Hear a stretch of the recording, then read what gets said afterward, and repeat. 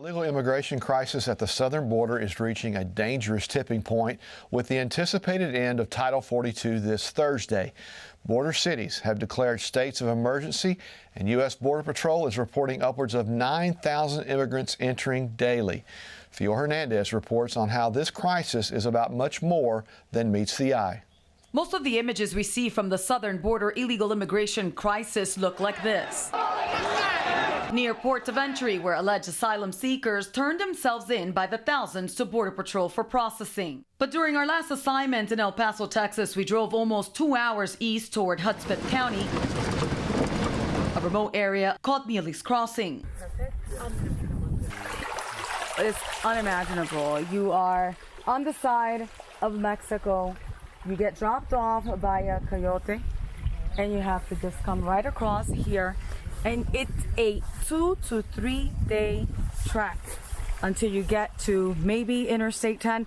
Let me just, as we're walking along, we find these are clear indicators. A female blouse, torn up. There's wildlife out here. There is no border fence or barrier. Cell phone and GPS signal is down for miles. You have to use a satellite phone. There's no cell phone doesn't work out here, or police radios don't work out here. The location made headlines in 2006 with a high-speed chase involving sheriff deputies and drug smugglers. They're loading the dope. Former El Paso police officer Omar Chavez recalls it well. They try to make it back into Mexico, so they just fly across, they just jump across in the vehicle, and they land halfway down the river. There was the Mexican army. Pretty much they were rescuing the vehicle. They were rescuing the load of narcotics. Today, almost 20 years later, I spent 31 years in DEA, worked all over the world, many parts of the U.S. It has never been as bad as it is right now. What can the Biden administration do right now to actually make an impact against what is happening? Target drug trafficking organizations at every level, local, state, federal, and clearly every drug, 98% of all drugs coming into the U.S. today are coming across the Mexican border. A network primarily controlled by merciless cartels. We got shot! We got shot! I am an ICE special agent. Back on February 15th of 2011, I survived this ambush by a cartel that took the life of my partner, Agent Jaime Zapata. He was killed in the line of duty in Mexico.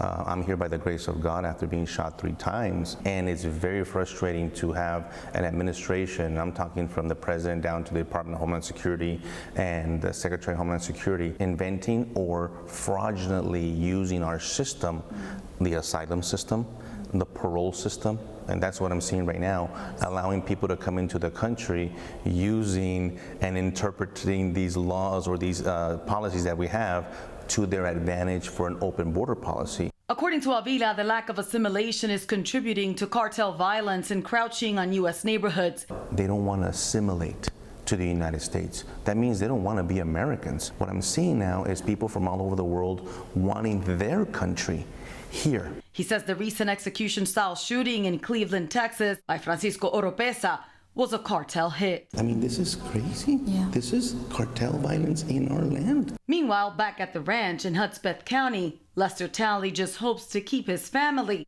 and thousands of unprotected borderland property safe. Our ranch along the Rio Grande here, been ranching here since 2006, and before that my dad ranched here since 1958. It's a legacy from your family. What must be done? What can be done?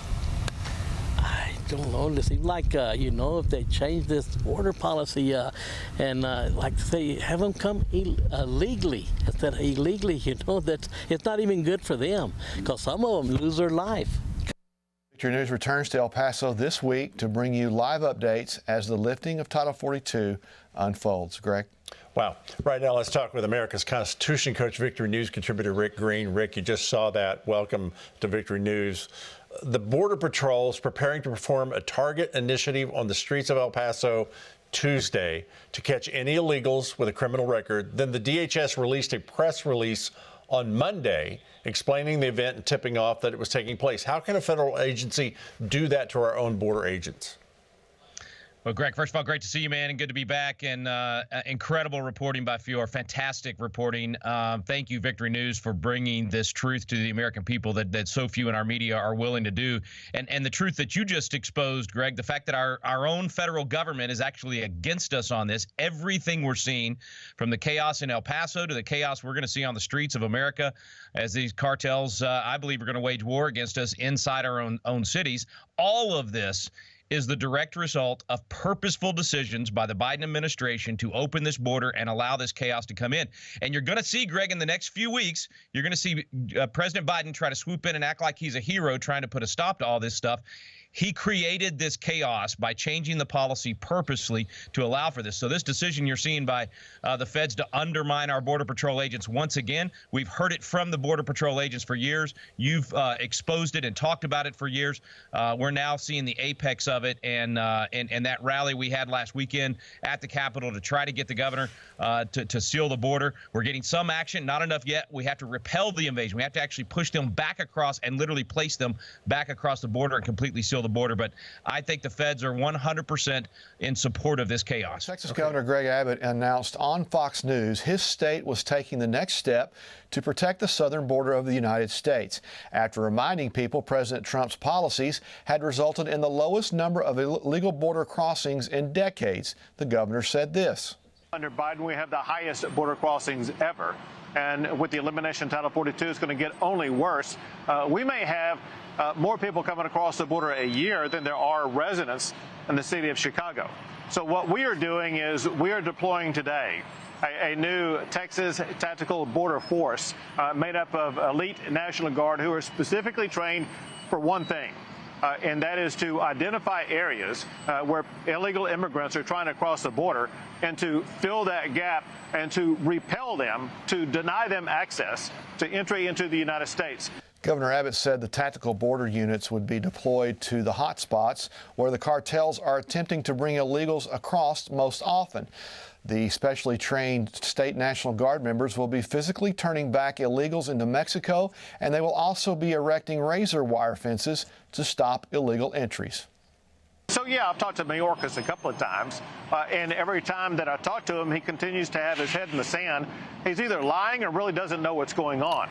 Abbott said the Biden administration predicts 13,000 illegal immigrants will try to cross into the U.S. every day after Title 42 ends on Thursday. Mike? Thanks, Tim. Once again, let's talk with America's Constitution coach, Rick Green. Rick, this is not the first time Governor Greg Abbott has stepped in when Joe Biden would, of course, not. But this deployment, is this enough to stop the invasion of illegals? And can anything be done at the state level to enforce border security?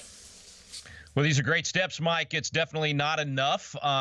Constitutionally, the governor has the power, absolutely, to seal that border and repel the invasion. I'm afraid that all the steps up to this point have been nothing but catch and release, helping the federal government just process folks as they come across. The one thing I think this new step will actually help with is the gotaways. That's been a big problem. We've talked about it here on the program. It's not just the ones that are being processed. It's up to 1 million now over the last year and a half that have come through that are actually gotaways. We don't know who they are or where they went. So maybe this next step, this tactical step that he's taking, can help with that piece. But if all they're going to do is process them and catch and release, and 70% of them end up in the population, no, it does not stop the problem. It's got to literally be, and he declared that there's an invasion. So there's a constitutional process that takes place here. And part of that repelling of the invasion has to be literally the physical placement of the illegal aliens back on the other side of the border. That's technically encroaching on Mexican space, but that's the war footing that is necessary to actually repel an invasion.